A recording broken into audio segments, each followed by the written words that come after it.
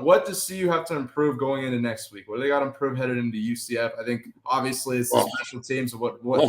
Offensive line. Let's just talk about that. Yes.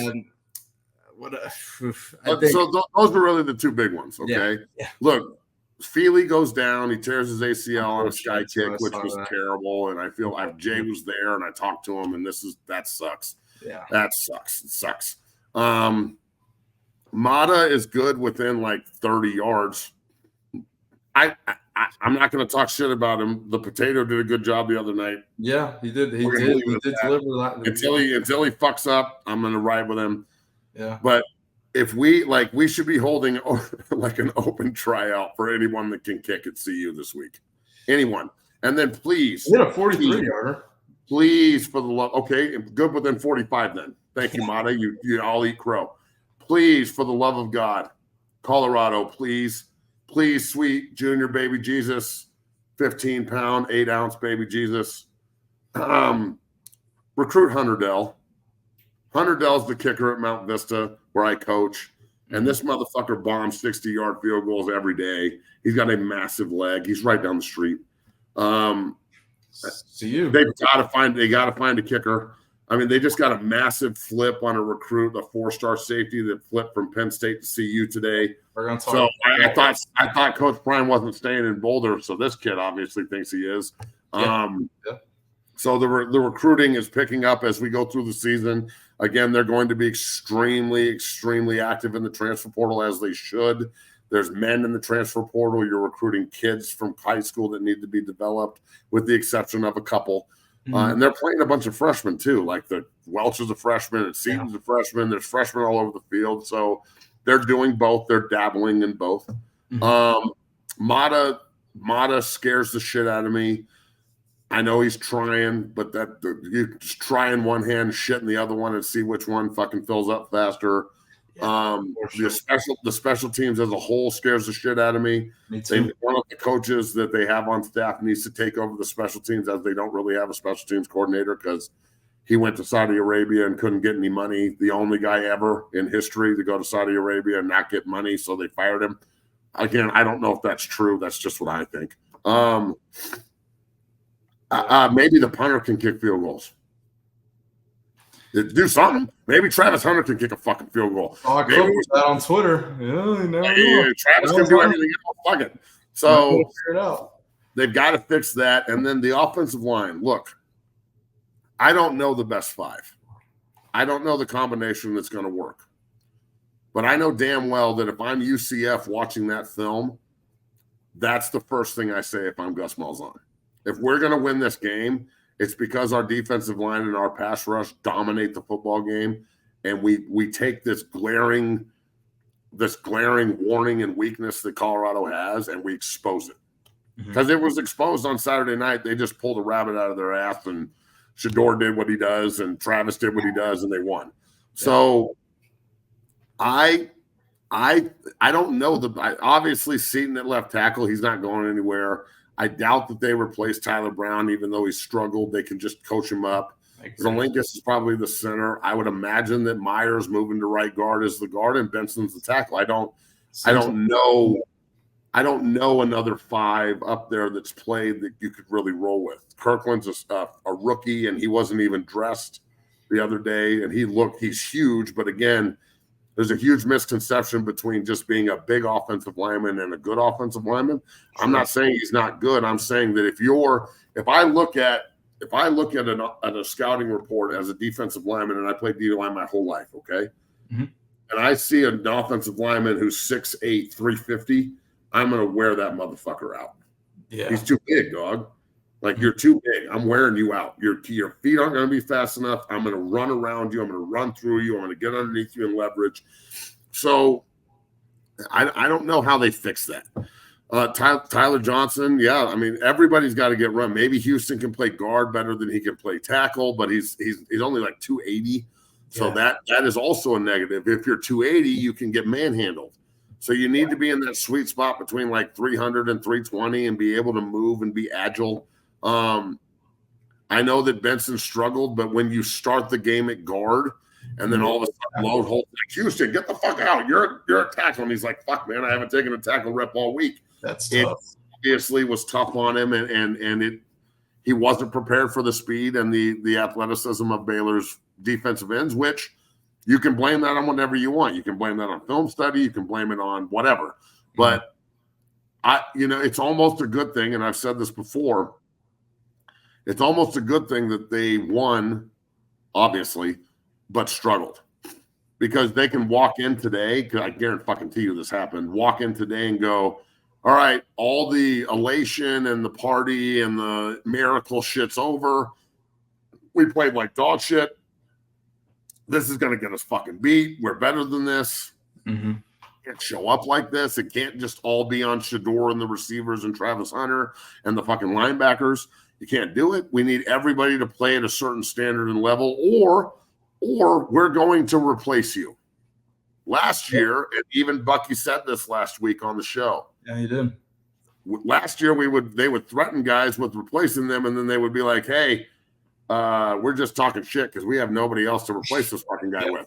Yeah. Now, if you saw it firsthand, Houston struggled and they plucked his ass immediately. Yep. And I'm not saying Benson was any better, but at least they had the ability to make a move. Yeah, I agree. That's a huge point right there. I agree with you. So look, I understand that people in the comments are Load Holt sucks and Benson sucks. Bro, you need to pump your brakes with this shit. It's a developmental process on the offensive line. They are getting they're a lot better than they were. They can run the ball a lot better, and they're getting a lot better up front as the year goes on. The 9 sacks they just gave up and all the hits, that shit is 100% fucking. I'm concerned, to say the least. I'm a lot concerned. Mm-hmm. So it's fixable though. That's why they go to practice all week and get ready for the next opponent. It's much easier to fix things after a win than it is a loss. Yeah, that is very true. So I'm tired of the narrative that everyone sucks and that's the world's over. Like again, when you say things like this in the comments, you make me question whether or not you even watched football and or played. Mm-hmm. And I'm not saying you didn't. I'm not trying to disrespect you. I'm saying until you've actually been in a situation where you're playing your balls off and you're still losing because the other guy's pretty good too, I don't want to hear this shit. Right. Like when I didn't play offensive line in college. I played 3 technique and 5 technique. Mm-hmm. I never played offensive line until my fucking second year in the NFL after training camp. So I was 2 years into the NFL before they said, do you want a job or do you want to play defense? And I was like, I guess I want a job. And they're like, you're a guard. And the first couple of fucking weeks I was out there trying to learn with Bill Callahan of all people, the best offensive line coach in the history of fucking football, as my coach. I was getting fucking murdered by Dwayne Robinson and Big Cat, Sean Ellis and John Abraham and Vilma and Victor Hobson and fucking Kerry Rhodes and Eric Coleman coming on blitzes and Ty Law coming off the corner and not knowing what a pirate blitz is and all this shit. And then all of a sudden it clicked and I never lost. Yeah. And I played the next 4 years of my career before I got hurt on offense. So it's you can fix anything if you have the effort behind it and you actually have the brain power behind it too. Coach O'Brien last year, Bill O'Brien was O'Boyle was our online coach last year. He's at Northwestern now. They actually just offered Deacon. Great coach, but he couldn't relate to the guys in the room to get them to do what they wanted. Right. Load Holt, these guys are scared shitless of Coach Load Holt. Yeah. And they should be. Coach Load Holt will fuck you up. He's not playing. Oh, yeah. Coach Load Holt knows what it's like to lose reps and get better and win reps. Yeah, amen. It's just it's development. It's now taking what we just did shitty-wise and going, this is unacceptable, and I'm going to replace your ass if you don't fix it, and that's the standard. So you either go fix this shit or we will find somebody that will fix it. Mm-hmm. Just like a good plumber. If I clog the toilet and the first plumber's like, oh, I can't do it, I'm like, next plumber. Next plumber. So this is just natural. This is the natural development of football. If you look around all college football, any place that has depth, if someone fucks up, you get a personal foul, that guy comes out of the game, the next guy goes in. You blow a coverage, that guy comes out of the game, the next guy comes in. You fucking get a holding penalty, that guy comes out of the game, the next guy comes in. They can actually do that at CU now, and that will just motivate the guys in the room to get better, not worse. Yeah, I don't think they have a bunch of guys in the room. I don't think they have a bunch of guys in the room, Bailey, that are just going to say, "Oh, you're right. Some fucking idiot on comments said we suck, so we suck." Like, fuck, man. If we listen to the people in the comments, we'd never win a game. Yeah. You as a player, you should never pay attention to comments, and especially Colorado, because comments sway week to week. Like, to everyone, I mean, there was a lot of hate, but there was also a lot Jesus of like, loves me. Jesus loves me. Awesome. Cool. Man, but yeah, keep going keep on going what you were saying. But look, I think that leaning on the run game will help a lot. Oh, wow. Huh. Leaning on the run game will help a lot. That said, you got to take what they give you, right? Right? Yeah. So I'm eager to watch the UCF tape and see where they're at, okay? If they're, you have to understand that their system is RPO and big shots and run the ball, which, our system is big shots, RPO, and run the ball in exact opposite order. So they want to run the ball first and RPO off of it and take big shots. We want to take big shots, RPO, and run the ball. So I think that this is a really good game for both teams. I think Malzahn is a hell of a coach. I think UCF is really fucking good. I think KJ Jefferson's a dude that's played in the SEC for a long time. Yeah. I think their defense is going to be hyped for this game. The defensive line, if you're a defensive lineman at UCF and you're not thinking about sacks and sack dances and all that shit, you're fucking crazy. True. But then CU, you're an 11.5-point dog, man. I mean, goddamn. You're just constantly being disrespected and constantly being talked down to and constantly being told what you can't do. So let's go see what you can do. Yeah. Now it's another that's the best part about football, bro, is win, lose, or draw, and hopefully never a draw, because that's stupid. You always get the chance to go prove it.